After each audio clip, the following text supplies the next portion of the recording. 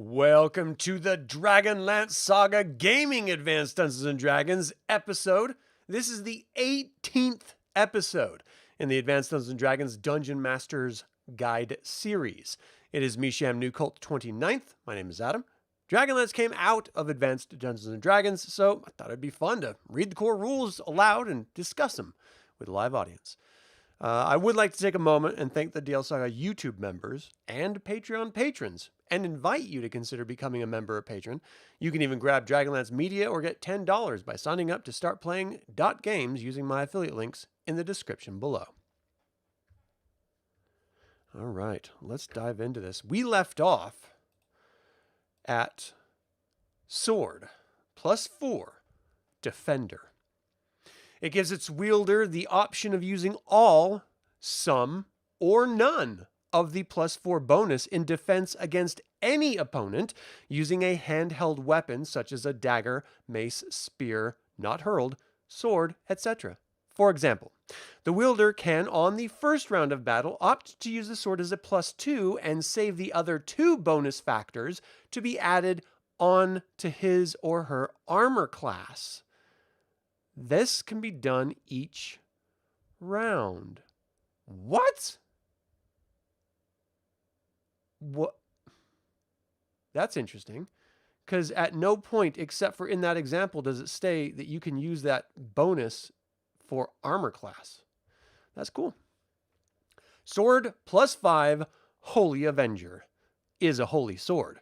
In the hands of any character other than a paladin, it will perform only as a +2 sword. In the hands of a paladin, however, it creates a magic resistance of 50% in a 5-foot radius, dispels magic in a 5-foot radius at the level of magic use equal to the experience level of the paladin, and inflicts +10 hit points of bonus damage upon evil opponents. CF also Advanced Dungeons & Dragons, Player's Handbook, Character Classes, the Paladin. Sword of Dancing is progressively and doubly dangerous. On the first round of melee, it is +1. On the second, it's +2. On the third, +3. And on the fourth, it is +4. But then it drops to +1 on the 5th round again and goes upwards. After 4 rounds of melee, its wielder can opt to allow it to dance. Dancing consists of loosing the sword on any round when it is bonus of +1. The sword then fights at the same level of experience as its wielder, doing so for 4 rounds. Thereafter, it must again be grasped as it returns to its wielder, i.e. it is loosed to dance for 4 rounds, going from +1 to +4, and must be again held by its wielder at +1 stage and physically used for 4 successive rounds of melee combat. When dancing, the sword will leave its owner's hand and may be up to 3 inches distance. We got to remember that inches in combat context. Indoors is ×10 and outdoors is in feet. Outdoors is ×10 in yards. And at the end of its 4th round of solo combat, it will move to its possessor's hand automatically. Note that when dancing, the sword cannot be physically hit, although certain magical attacks, such as fireball, lightning bolt, or transmute metal to wood, could affect it. Finally, remembering that the dancing sword fights alone at the same level and class of its possessor, if a 4th level fighter, the sword fights alone exactly the same. If a 7th level thief is the wielder, the sword will also fight when dancing. Thus, relieved of his or her weapon for 4 melee rounds, the possessor may act in virtually any manner desired as dictated by circumstances. And so long as he or she remains within 3 inches or less of the sword, otherwise it falls lifeless to the ground and is a +1 weapon when again grasped, the possessor can rest, discharge missiles, draw another weapon, and engage in hand-to-hand combat, etc. That could be crazy cool. You just dance around and fight for 4 rounds, then let go, and then just go get a coffee break, and the sword is still fighting. Now here's the question. If it fights as you per your level, then if you get 2 attacks per round, and you loose the sword to go dancing, in 1 round, it gets 2 attacks, you get 2 attacks, because if you draw another weapon, You could have 4 attacks in one round. If you could have 3 attacks in a round because you're high enough level, you get 6. That's crazy. That's crazy. That is some Mickey Mouse sorcerer type shit right there. Hey, Chris, thanks for tuning in. Sword of Wounding is a sword of only +1 bonus, but any hit it makes cannot be healed by regeneration, and the opponent so wounded loses 1 additional hit point per round for each wound inflicted by the sword on the round after such a wound is received. Thus, an opponent hit for 4 points of damage on a first melee round will automatically lose 1 additional hit point on the second and each successive round of combat. Loss of 1 point stops only when the creature so wounded bandages its wounds or after 10 melee rounds, 1 turn. Damage from a Sword of Wounding can be healed only by normal means, rest and time, never by potion, spell, or other magical means short of a wish. Note that successive wounds will damage in the same manner as the first. That's pretty badass. Well, wait a second. Does that mean, so it loses 1 additional point per round inflicted by the sword? So subsequent hits, if I hit a dude 3 times, do they get 3 hit points per turn until the first one reaches the 10th turn? And then it's 2 until the second one reaches? You know what I mean? It's pretty crazy. Sword of Life Stealing is a +2 weapon which will eliminate 1 level of experience, oh my gosh, or hit die, and its accompanying hit die and abilities when it strikes any opponent with a score of a natural 20 on the 2-hit die roll. This function is exactly the same as the life energy level draining ability of certain undead creatures. The sword wielded will gain as many hit points as any opponent loses to the function of the weapon, subject to the limit of his or her maximum number of hit points predetermined by rolling hit die, i.e., only a character who has somehow suffered loss of hit points can benefit from the function. Sword of Sharpness is a weapon which is treated as +3 or better for the purpose of who or what can be hit by it, even though it gets only a +1 bonus to hit and on damage inflicted. The power is great, however, for on a very high 2-hit die roll, as shown below, it will sever an extremity, arm, leg, neck, tail, tentacle, whatever, determined by random dice roll. This is the favored weapon of Moils. Opponent is normal armored, 19 to 21 modifier. Larger than man size is 20 to 21, and solid metal or stone is 21. A Sword of Sharpness will respond to its wielder's desire with respect to the light it sheds. None, a 5-foot circle of dim illumination, a 15-foot light, or a 30-foot radius glow equal to a light spell. Consider only the sword bonus of +1. Sword, Vorpal weapon, is similar but superior to a Sword of Sharpness. A Vorpal weapon is +3 to hit and for damage bonus. When a score to the 2-hit die as shown below is made, it will sever the neck or head of its opponent. The DM will note that there are many creatures that cannot suffer decapitation due to lack or mutability of form. There are certain creatures that may have heads but will not necessarily be killed by decapitation. Among these are doppelgangers, elementals, and golems.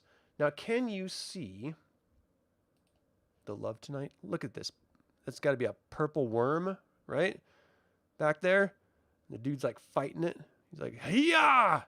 One dude looks like he's picking his teeth, the purple worm's teeth. You see that right there? He's like, "Hey, let me get that for you." You got a little meat stuck in there. Oh, it's people. All right. Sword +1, Cursed, performs in all respects as a +1 weapon, but when its wielder is faced by an enemy, the sword will weld itself to the character's hand and force him or her to fight until the enemy or the wielder is slain. Thereafter, the possessor can loose but never rid himself or herself of the cursed sword. No matter what is done, it will appear in his or her hand whenever an opponent is faced. To be free of the weapon, the character must have a cleric exercise it. The power of Christ compels you.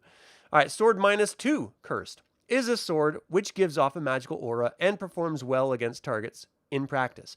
But when it is used against an opponent in combat, it lowers hit probability from -2 for its user, although only by careful observation can this lowering of probability be detected. Any damage scored is likewise reduced by 2 hit points, but never below a 1 in any event. The sword will always force the character to employ it against enemies, teleporting to the character's hand. It can be gotten rid of only by means of a limited wish, or alternate alter reality. Sword, cursed berserking, performs by every test, save that of the heat of battle, as a +2 magic sword of some sort. However, in actual battle, its wielder will go berserk, attacking the nearest creature and continue to fight until dead or until no living thing remains within 6 inches of him or her. The sword has a +2 bonus and otherwise acts as a +1 cursed sword. The possessor of a cursed berserker sword can be rid of it only if it is exercised or wished away. I feel like most of my players have these cursed swords. It's always kill. Unusual swords. The tables hereafter are used to determine if a sword is unusual, and if it is so, what intelligence, alignment, etc. it has. So there's a table here, sword intelligence capabilities. Die roll of 1 to 75, it has no intelligence, no capabilities, no communication. 76 to 83 is intelligence of 12, 1 primary ability, semi-empathy. The possessor will receive some signal, a throb, tingle, etc., and feel urges when its ability functions. 84 to 89, intelligence of 13, capabilities, 2 primary abilities, empathy. 90 to 94 is intelligence of 14, 2 primary abilities, and speech. The sword will speak its alignment language, plus, there used to be alignment languages, people, plus 1 or more other tongues as indicated on a table hereafter. 95 to 97, 15 intelligence, 3 primary abilities, and speech. 98 to 99 is 16 intelligence, 3 primary abilities. The sword can also read languages, maps of any non-magical sort, and speech. And then on a roll of 100, it has a 17 intelligence, 3 primary abilities, plus 1 extraordinary power. And it has speech and telepathy. The sword can read languages as well as magical writings. The sword can use either communication mode at will with language use as any speaking sword. And then sword alignment. Any sword with intelligence will have an alignment. Note that certain swords, Holy Avengers, Sharpness, Vorpal, have alignment restrictions. All cursed swords are absolutely neutral. And it just goes through the alignments on a D percentile dice. The sword can also be used by any character whose alignment corresponds to the non-neutral alignment portion of the weapon's alignment, i.e. chaotic or evil or good or lawful. Thus, any chaotic character can use a sword with chaotic neutral alignment. Interesting. Note any character whose alignment does not correspond to that of the sword, except as noted by the asterisk above, will sustain hit points of damage equal to the number of ego points, see hereafter, of the sword each and every time the character touches any portion of the sword, unless the sword is in the grasp or possession of a character whose alignment is compatible with the weapon. All right, so the primary abilities are on a percentile die roll.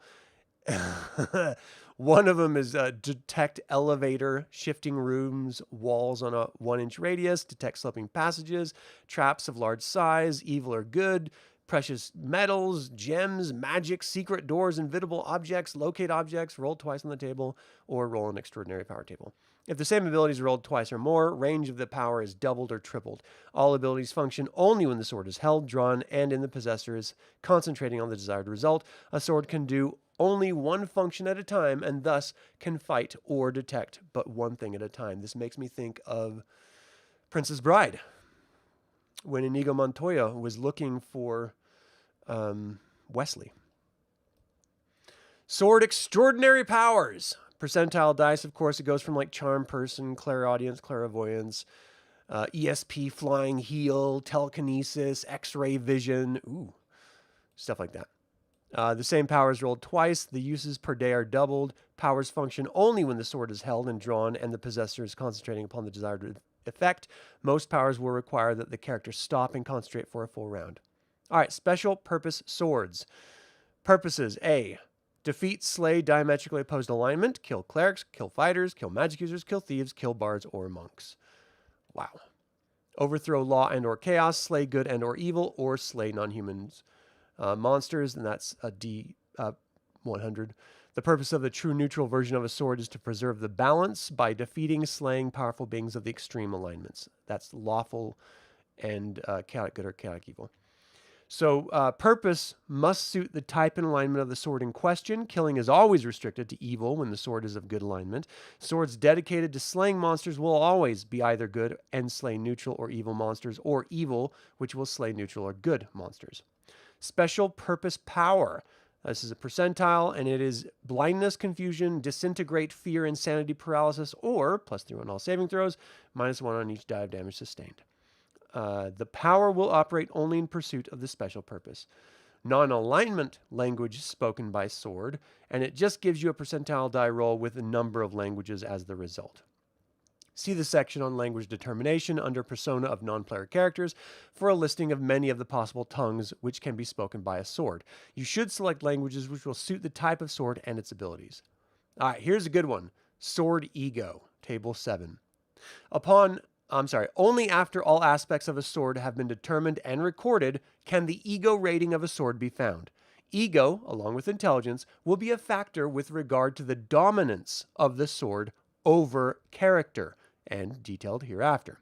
So the attribute of the sword and the ego points, each plus of the sword is 1 ego point, each primary ability is 1 ego point, each extraordinary power is 2 ego points, special purpose is 5 ego points, each language spoken is a half an ego point, telepathic ability is 2 ego points, reading languages ability is 1 ego point, and reading magical ability is 2 ego points. So, the sword versus characters. When a sword possesses unusual characteristics, it has a personality which is rated by combining its intelligence and ego scores. The sword will, of course, be absolutely true to its alignment, and if the character who possesses the sword is not, personality conflict will result, i.e., sword versus character. Similarly, any sword with an ego of 19 or higher will always consider itself superior to any character, and a personality conflict will result if the possessor does not always agree with the sword's dictums. The personality strength of a character is intelligence plus charisma plus level of experience. Note, level is reduced by 1 for every group of hit points of damage taken equal to the character's average number of points per hit die for total levels of experience. Rangers, for example, getting 2 dice at first level. Example A, fighter of 7th level has 53 hit points. So 53 divided by 7 equals 7.6. For every 8 points of damage he or she takes, his or her personality strength will be lowered by 1. Whenever personality conflict occurs, the sword will resist the character's desires and demand concessions, such as 1. Removal of associates, henchmen, hirelings, or creatures of alignment or personality distasteful to the sword. 2. The character divesting himself or herself of all other magical weapons. 3. Obedience from the character so that the sword can lead the expedition for its purposes. 4. Immediate seeking out and slaying of creatures hateful to the sword. 5. Incrustation of gems on pommel, hilt, scabbard, baldric, or belt, and a special container for its safekeeping, likewise of precious substances. 6. Magical protections and devices to protect it from molestation when not in use. 7. That the character pay it handsomely for all abilities and powers the sword is called upon to exercise in behalf of its possessor. Wow! 8. That the character always take it along on all occasions. And 9. That the character relinquish the sword in favor of a more suitable person due to alignment differences and or conduct. At any time that the personality score of a sword exceeds the personality score of the character who possesses it, the sword will dominate its possessor and it can force any or all of the above demands or actually cause any of the following actions. 1. Force its possessor into combat. 2. Refuse to strike opponents. 3. Strike at its wielder or his or her associates. 4. Force its possessor to surrender to an opponent. 5. Cause itself to drop from the character's grasp. Naturally, such actions are unlikely where the character's sword alignment and purposes are harmonious. However, the sword might well wish to have a lesser character possess it so as to easily command him or her, or a high-level possessor so as to better accomplish its goals. All magic swords with personalities will desire to play an important role in the success of activities, particularly combat. Likewise, they are rivals, even if of the same exact alignment, and they will be aware of the presence of any similar weapon within 60 feet and try the best to lead a possessor into missing or destroying the rival unless it is totally inimical to the nature, i.e., a Holy Avenger would certainly not allow destruction of any other lawful good sword and might encourage discovery of same, even at the risk of having to face grim odds to do so. Swords of this nature will never be totally controlled or silenced by the character who possesses them, even though they may be heavily outweighed by personality force. They may be powerless to force their demands, but they will be in their plugging. Even a humble +1 sword of unusual nature can be a vocal martyr, denigrating its own abilities and asking that the character only give it the chance to shatter itself against some hatred enemy, etc. NB. Most players will be unwilling to play swords with personalities as the personalities dictate. It is incumbent upon the DM to ensure that the role of the sword is played to the hilt. With the DM assuming the persona of the sword if necessary. We are on miscellaneous weapons, table 3 or section 3H. The various items listed generally have their bonuses applied to both 2-hit and damage dice, whether it's +1, +2, +3, or +4. Any miscellaneous weapon which is not totally self-explanatory is detailed in one of the special paragraphs below. Magic arrows, which miss their target, are 50% likely to be broken or otherwise rendered useless. All which hit are destroyed. Arrow of Slaying is a +3 arrow with some unusual characteristics. A shaft of some magical material, feathers or of some rare creatures, a head of strange design, a rune carved in the nock, etc., which will distinguish it as fell against some creature type. If the arrow is employed against the kind of creature it has been enchanted to slay, the missile will kill it instantly if it hits the target creature. Wow. The following list comprises only a portion of the possible kinds of arrows. This is just 1 to 24, so it's incumbent upon the DM to fill out the rest. But it's basically arachnids, avians, bards, clerics, demons, devils, dragons, druids, etc. Develop your own types and modify and/or limit the foregoing as fits your campaign. Axes, hand, not battle, can be thrown up to 3 inches with the hit probability bonus, but no damage bonus. Axe +2 throwing is a hand axe which can be thrown up to 6 inches at the same hit probability as if it were swung by the character and the standard damage bonuses. Bow +1 gives +1 to hit and +1 damage potential to arrows fired from it. If magical arrows are used, the bonus is the total of the bows and the arrows. The type of bow found should be based on the circumstances of your campaign, i.e. composite, short, long, etc., according to the nature of the area. Crossbow of Accuracy +3 gives a +3 bonus to the missiles, and all ranges are considered short. 10% of these weapons will be heavy crossbows. Crossbow of Distance has double range in all categories. 10% of these weapons will be heavy crossbows. It is otherwise +1 to hit and for damage. Crossbow of Speed allows its possessor to double the rate of fire of normal for the weapon. If it is grasped, the crossbow of speed will automatically cock itself. In surprise situations, it is of no help, but in complete surprise situations, the held crossbow will enable its user to fire in the second segment portion. Otherwise, it allows first fire in any melee round, and end of fire also when applicable. 10% of these weapons are heavy crossbows. The weapon has a +1 bonus. Dagger of Venom appears to be a standard +1 type of dagger, but its hilt holds a hidden store of poison. Any hit on a score of 20 injects fatal poison into the opponent unless a saving throw versus poison is successful. The Dagger of Venom holds 6 doses of poison, and more can be poured within when less than the amount is within the hilt. Use of the weapon is by good, particularly lawful good characters, must be carefully monitored. Hammer +3 Dwarven Thrower. Appears to be a standard +2 hammer, but if in the hands of a dwarven fighter and a special command word is spoken, its full potential is realized. The +3 bonus is gained and the following characteristics. The hammer has a 6-inch range, and it will return to its wielder's hand in much the same manner as a boomerang would. It has a +3 bonus to hit and on damage. When so hurled, the hammer does double damage against all opponents, save giants, including ogres, ogre magi, trolls, and ettins, against which it causes triple damage, plus bonus of 3. That's crazy. Hammer of Thunderbolts appears to be a regular hammer of large-ish size and extra weight. It will be too imbalanced somehow to wield properly in combat unless the character has 18/01 or better strength and a height of over 6 feet. The hammer then functions as +3 and gains double damage dice on any hit. If the wielder wears any girdle of giant strength and gauntlets of ogre power in addition, he or she may properly wield the weapon if the hammer's true name is known. When swung or hurled, it gains a +5 double damage dice, all girdle and gauntlet bonuses, and strikes dead any giant upon which it scores a hit.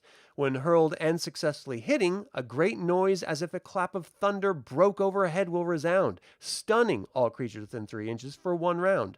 Throwing range is 1 inch plus 1/2 inch per point of strength bonus for the gauntlets and girdle, i.e. 6 plus 7 to 12 equals 13 to 18 x times 1/2 inch equals 6.5 inches, etc. Thor would throw the hammer about double the average range. The hammer of thunderbolts is very difficult to hurl, so only 1 throw every other round can be made. And after 5 throws within the space of any 2-turn period, the wielder must rest for 1 turn. Depending on your campaign, you may wish to limit the effect to exclude storm giants and include ogres, ogre magi, trolls, ettins, and clay, flesh, and stone golems. Hammers can be hurled just as hand axes are. Mace of Disruption appears to be a +1 mace, but it has a neutral good alignment, and any evil character touching it will take 5 to 20 points of damage due to the power enchantments laid upon the weapon. If a Mace of Disruption strikes any undead creature or evil creature from one of the lower planes, it functions similar to the cleric turning undead attack matrices.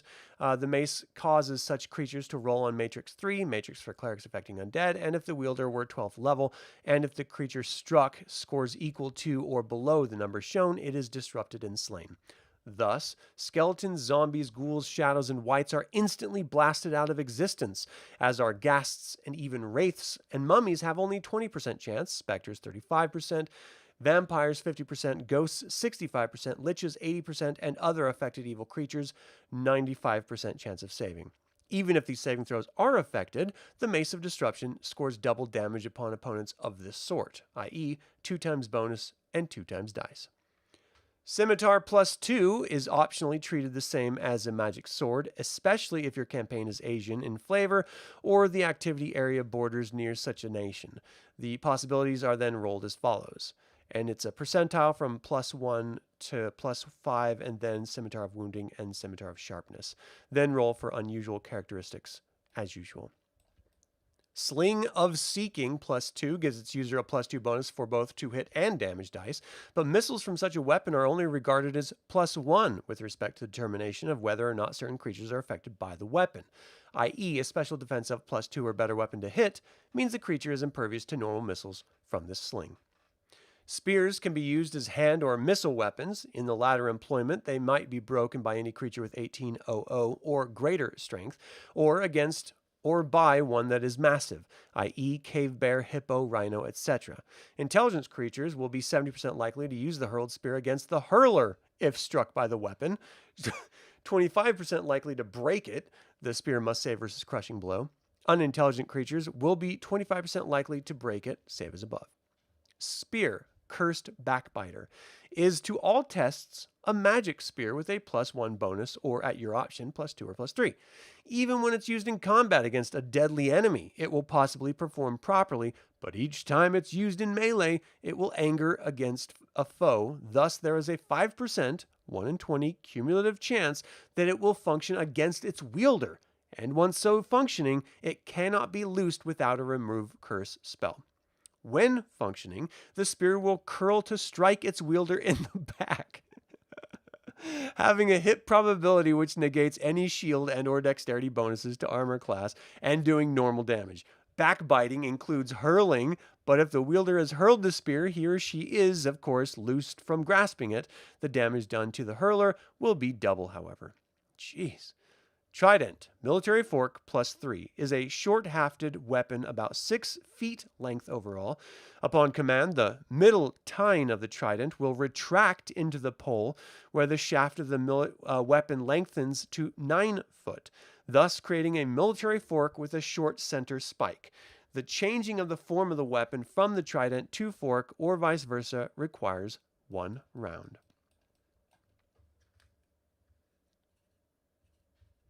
We have just changed from treasure to the appendices.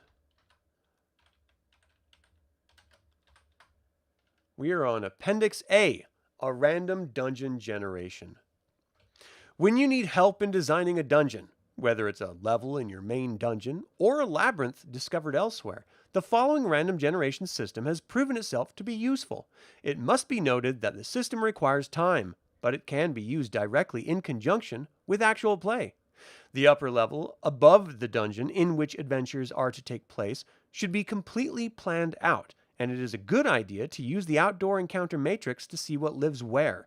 A staircase discovered later just might lead right into the midst of whatever it is. The stairway down to the first level of the dungeon should be situated in the approximate middle of the upper ruins, or whatever you have as upper works. The first level of the dungeon is always begun with a room. That is, the stairway down leads to a room. So you might go immediately to table 5 and follow the procedure indicated, or use one of the following starter areas. Always begin the level in the middle of the sheet of graph paper. Keep a side record of all monsters, treasures, tricks, traps, and whatever a normal dungeon matrix. Discretion must prevail at all times. For example, if you have decided that a level is to be but one sheet of paper in size, and the result calls for something which goes beyond an edge, amend the result by rolling until you obtain something which will fit with your predetermined results. Limits.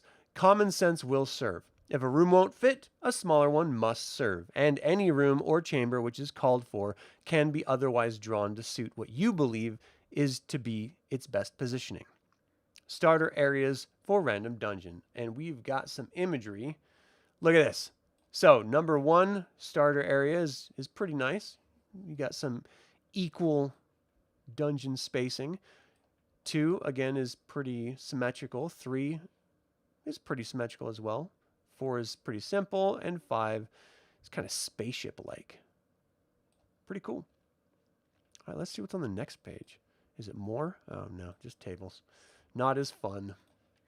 All right, table 1, periodic check D20. And this will result in continue straight, see a door, a side passage, a passage turn, a chamber, stairs, dead end, doors, tricks or traps, and wandering monster. And then table 2 is doors, which is left, right, or ahead, and parallel passage, passage straight ahead, passage 45 degrees ahead or behind, room, chamber, etc. Table 3 is side passages, left 90, right 90, left 45, right 45, etc.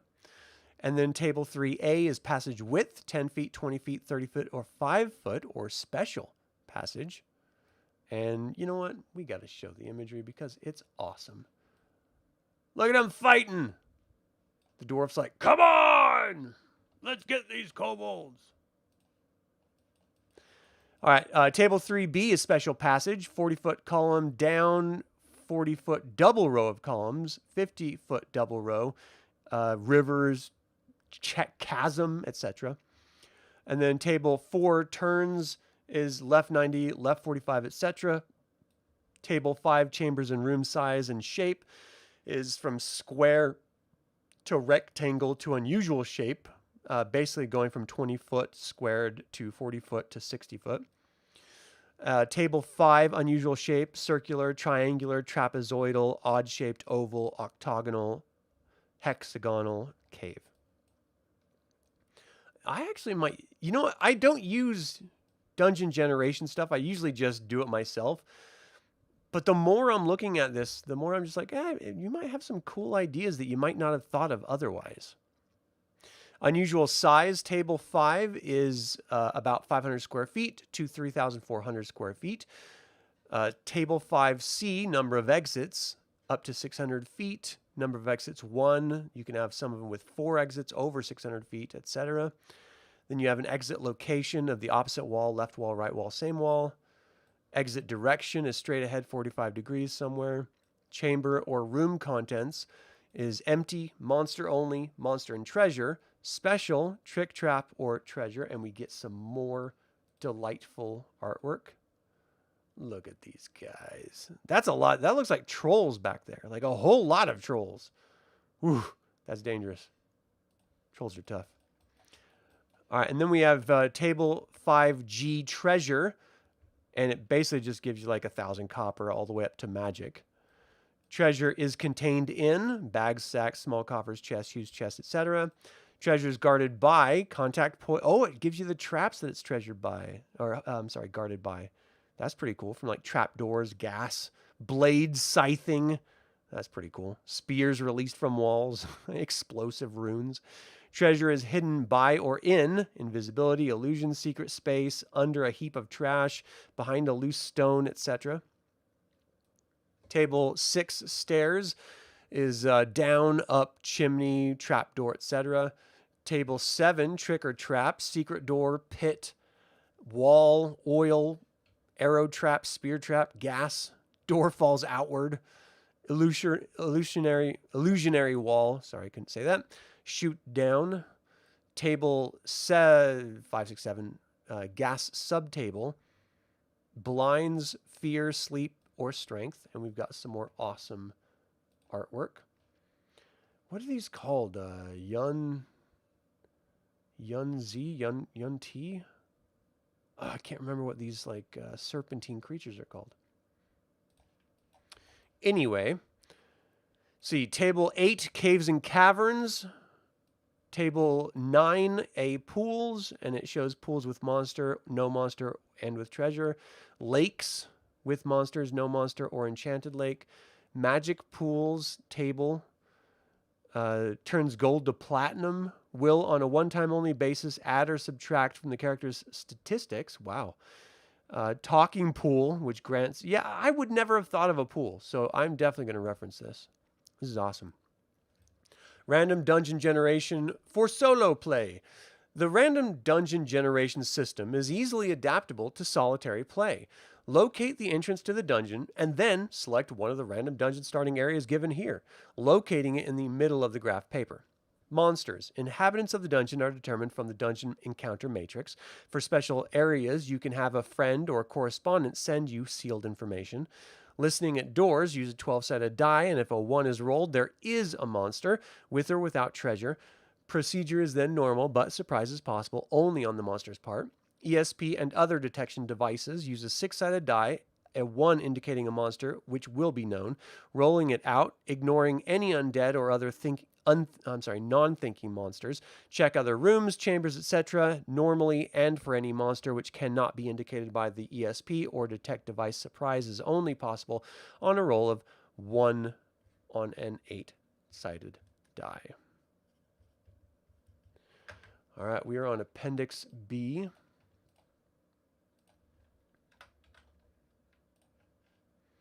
Random wilderness terrain. If a wilderness expedition moves into an area where no detailed map has been prepared in advance, the random terrain determination system below can be utilized with relative ease for a one space equaling 1 mile or larger scale.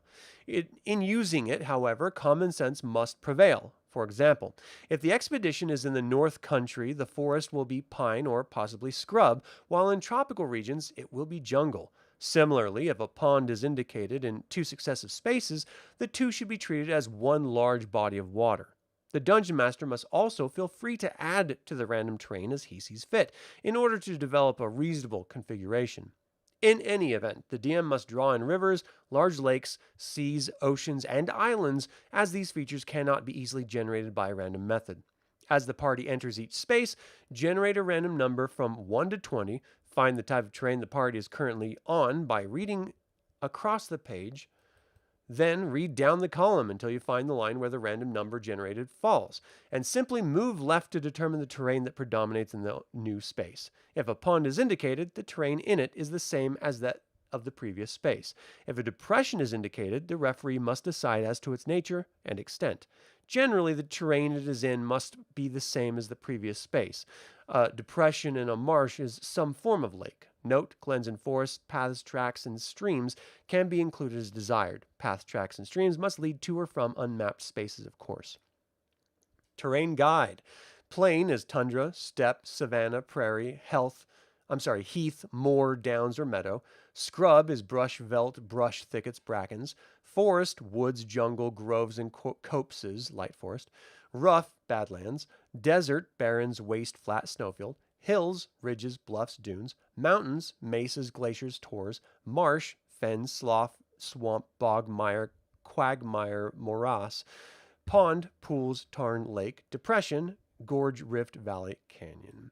And we do have a bit of a table here to reference and some awesome imagery once again to look at.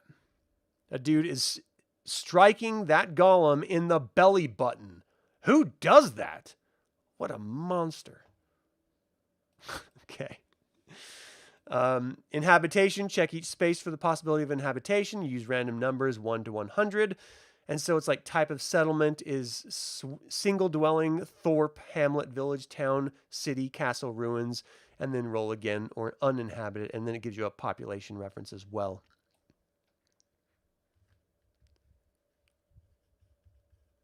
We are now on Appendix C.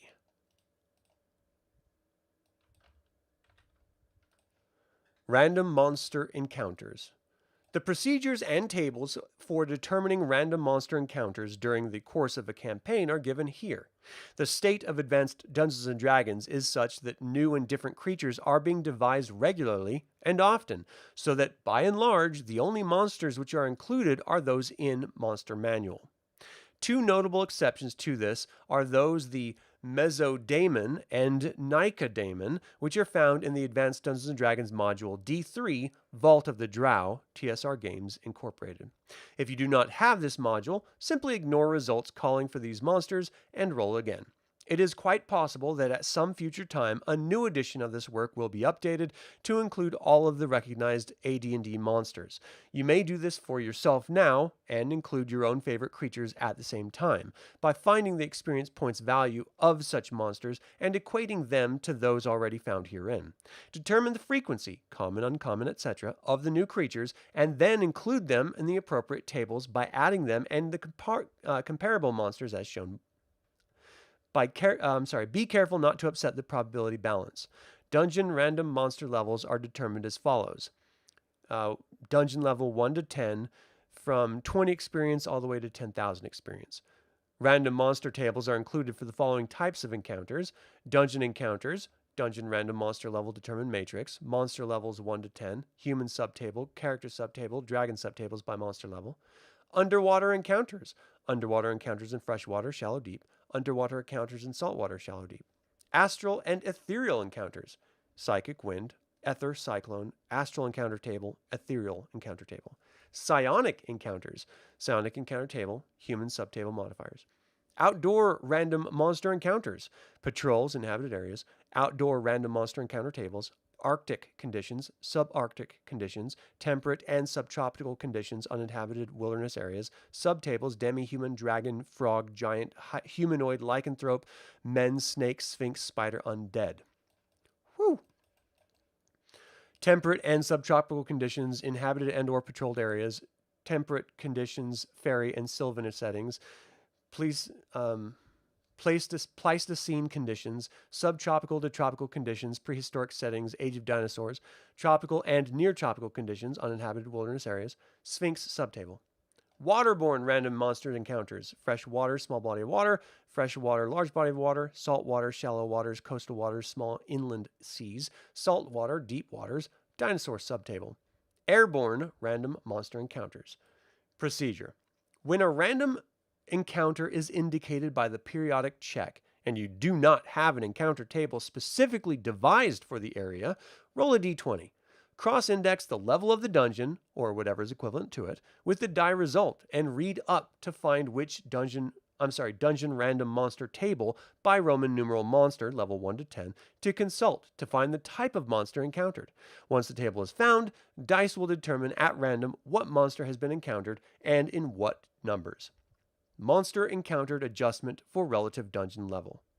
The numbers column assumes that the encounter will take place on the level which is equivalent to the level assigned to the particular monster, cf. Dungeon Random Monster Level Determination Matrix, in order to adjust for the more difficult conditions on the lower levels of the dungeon and the relative easier ones above. Use the following rules. Really quick before I get into that, I just want to make a note. In Dungeons & Dragons, the original basic edition, and in Advanced Dungeons & Dragons, dungeon levels equate to the level of the characters fighting on it. So if you're a first level character, don't go to the second level unless you have help. Or if you're a third level character, don't go to the fourth or fifth levels of the dungeon unless you have help, because you will be outmatched. And that's really how they had it set up back in the day. Very simple, very basic. I don't agree with that at all. I think that's ridiculous and just incredibly stupid. So instead, I just create a dungeon that is equivalent for the creature, or I'm sorry, for the people that are meant to exhume it or to crawl it, so that they can then explore the whole dungeon at their pleasure. They still might die if they, encounter too much resistance, but at least it won't be wildly overmatched when they go down 2 flights of stairs, for example. I'll continue here. Lesser monsters on lower levels have their numbers augmented by a like number of the same sort of creature for each level of the dungeon beneath that of the assigned level of the monster type encountered. Example. First level monsters on the second level of dungeon will be twice as numerous as the numbers variable indicated, i.e. 2 to 8 giant rats rather than 1 to 4, if they are encountered on second level, or its equivalent of a dungeon. The same is true for second level monsters encountered on a third dungeon level, third level monsters on the fourth dungeon level, etc. There are 2 exceptions to this rule. 1. Characters are increased by level of experience rather than by numbers encountered, as indicated in the Dungeon Random Monster Table notes. Or 2. 9th and 10th level monsters are typically given attendant monsters rather than the greater numbers in lower dungeon levels, i.e. a demon prince encountered on the 11th dungeon level might have a single type 1 demon attendee, while on the 15th level of a dungeon, the same demon prince might have 5 such lesser demons or a pair of type 3 escorts. Greater monsters on higher levels will have their numbers reduced by 1 for each level of the dungeon above their assigned level, subject to a minimum number of 1. Example. 1 to 3 shadows are normally encountered on the 4th level of a dungeon. As shadows are 4th level monsters, a maximum of 2 can be encountered on the 3rd dungeon level, and but 1 on the 2nd level. 4th level monsters cannot be encountered on the 1st level of a dungeon. Hydras, for instance, will have fewer heads, while creatures with attendants will have fewer or none at all on the lesser numbered levels. So let's look at this matrix. My stupid head is in the way of this, but it's basically the equivalent level of the dungeon going from 1st to 16th and down, and it's telling you the monster level table which must be consulted, 1 through 10. And then the Dungeon Random Monster Tables, Monster Level 1, it's a dice score of 0, 1 to 0, 0, and it's basically ant, badger, beetle, demon, dwarf, ear seeker, elf, gnome, goblin, halfling, hobgoblin, human, kobold, orc, piercer, rat, rot, grub, shrieker, skeleton, zombie. Monster Level 1 Human Subtable is bandit, berserker, brigand, character. Character subtable is cleric, druid, fighter, paladin, ranger, magic user, illusionist, thief, assassin, monk, or bard. Number of characters in party, there will always be from 2 to 5 characters in a character group, with men-at-arms or henchmen to round the party out to 9. Roll d4 and add 1 to the result in order to find the number of characters, then dice on the character subtable to find the profession of each, ignoring rolls which are contradictory, a paladin and an assassin, for instance, or exceed the maximum number of a character class possible in any given party. The number of characters subtracted from 9 gives the number of men-at-arms or henchmen accompanying the characters. Level of characters. The level of each character will be equal to that of the level of the dungeon or the level of monster, whichever is greater, through the 4th level. Thereafter, it will be between 7th and 12th, determined by a roll of d6 plus 6 and adjusted as follows. If the total is higher than the level of the dungeon, reduce it by -1. If it's lower than the level of the dungeon, adjust it upwards by +1, but do not exceed 12 levels unless the dungeon level is 16th or deeper. Level of others with characters. Men-at-arms will only accompany characters encountered on the 1st, 2nd, or 3rd level of the dungeon. On the 4th or deeper levels, all others will be henchmen. The profession of henchman is discovered by dicing on the character subtable, again ignoring incompatible results, i.e. a paladin as the henchman of a thief, a ranger of less than 8th level with any henchman, etc. Each character should be paired with 1 or more henchmen in rotation until the entire party totals 9 members. Each henchman will have a level equal to 1/3 that of his or her master, rounded down in all cases where fractions are below 1/2, and plus 1 level per 3 levels of the monster's experience level, where the character's level is above 8th. For example, a 5th level magic user would have a 2nd level henchman as 1/3 of 5 is 1.7. A 9th level of the character's henchman would be 3 plus 3. 1/3 of 9 plus 1 level for every 3 levels of experience of the mash equals 3 plus 3, or 6th level. Bonus for the level of the character master is only in whole numbers, all fractions being dropped, i.e. at 11th level, there's still only a bonus of 3, but at 12th level, there's a bonus of 4. Characters and henchmen, abilities, and alignment. This information must be generated individually per group using the Persona of Non-Player Characters section of the rules.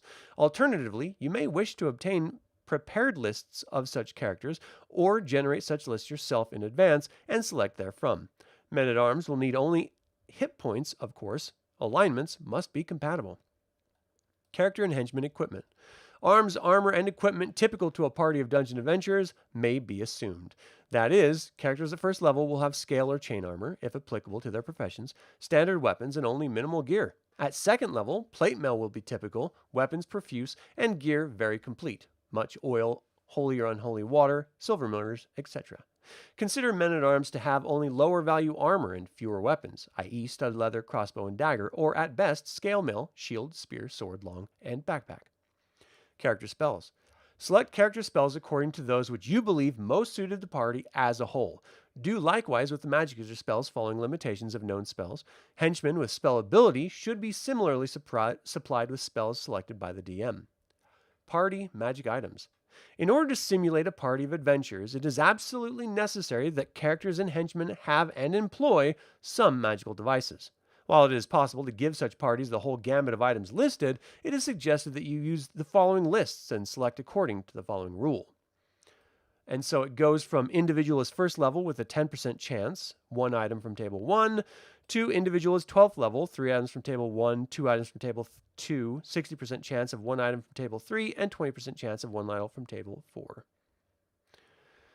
Magic item tables for character encounters, 1 to 20 is 2 potions, 1 scroll, 1 ring, 1 armor, 1 shield, 1 sword, 10 arrows, 4 bolts, 1 dagger, 1 javelin, 1 mace. Table 2 is 1 to 16, D8 and D6. 1 scroll, 2 rings, 1 ring, 1 staff, 1 wand, 1 wand, 1 bracer of defense, 1 brooch of shielding, 1 cloak of elven kind, 1 dust of appearance, 1 figure of wondrous power, 3 javelins of lightning, 1 set chainmail and shield, 1 armor, 1 sword, 2 weapons. Table 3 is 1 to 16 as well. 1 ring, spell storing, 1 rod, staff, 1 bag of tricks, 1 boots of speed, etc., etc., etc. And then table 4 is ring, rod, wand, cube of force, eye of charming, horn of Valhalla, robe of scintillating colors, etc.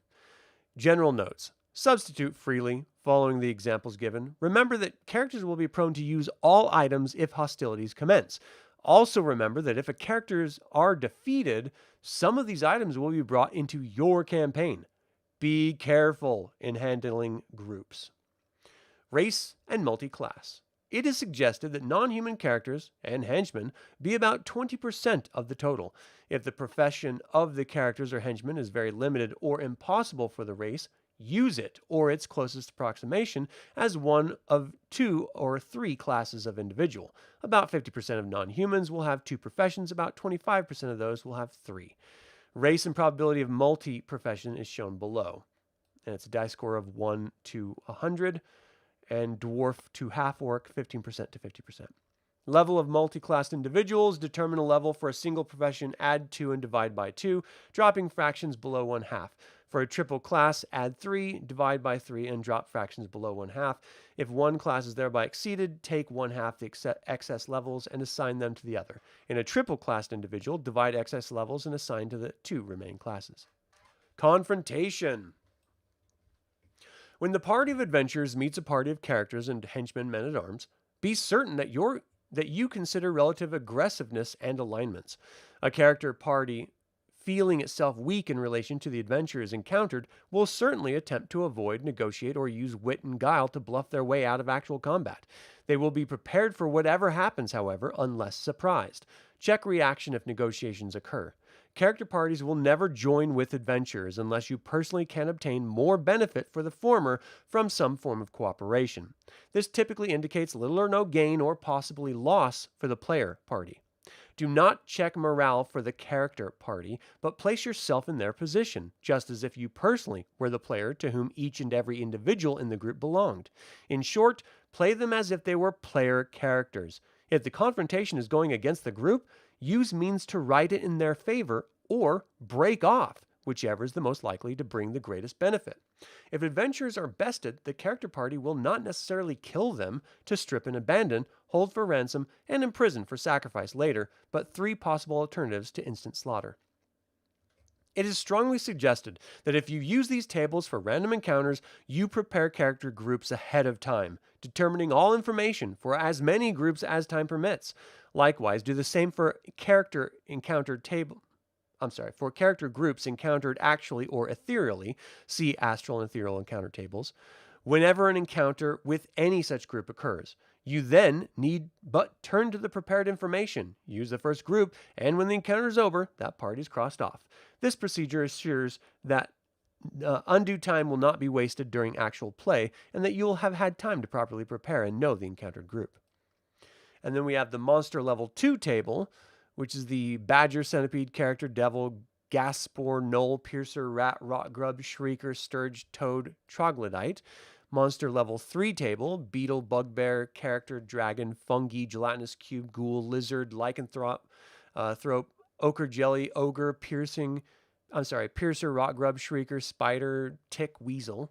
Dragon subtable of black, brass, or white. Oh, wow, that's it? I wonder why. Because there's... those are the weakest ones. Level 4, ape, blink dog, character, dragon, gargoyle, ghast... pardon me. Grey ooze, hellhound, hydra, lycanthrope, mold, ourbell, rust monster, shadow, snake, Sioux monster, toad. And then the dragon subtable on this one is black, blue, brass, bronze, copper, gold, green, silver, red, white. And it gives you the age categories as well, so you don't have to guess. Monster level 5. Character, cockatrice, displacer beast, doppelganger, dragon, hydra, imp, Lucrota, lizard, lycanthrope, minotaur, mold, quasit, rust monster, shrieker, slithering tracker, and snakes. Dragon subtable is, of course, all of them with a different age category. Monster level 6. Basilisk, carrion crawler, character, devil, djinn, dragon, green slime, hydra, jackalware, lamassu, lycanthrope, manticore, medusa, mold, ogre, magi, otiug, rakshasa, salamander, spider, troll, white, windwalker, wraith, wyvern. And then the dragon subtable. And then monster level 7, black pudding, character, chimera, demon, devil, dragon, afridi, elemental, etin, giant, golem, gorgon, groaning spirit, hydra, intellect devourer, invisible stalker, lamia, lizard, lurker above, and mesodaemon.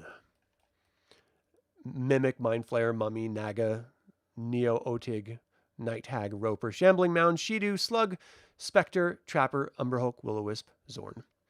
And the dragon subtable.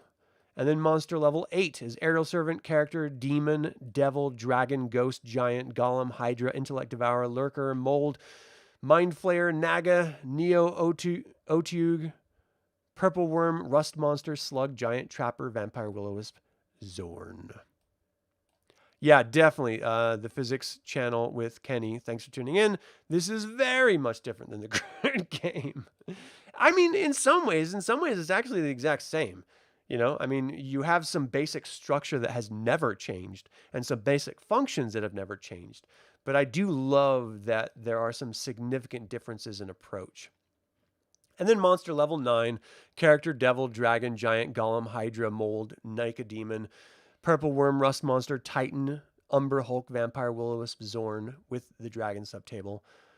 And then monster level 10 is beholder, character, demon, devil, dragon, golem, lich, titan, vampire, or no encounter, and the dragon subtable.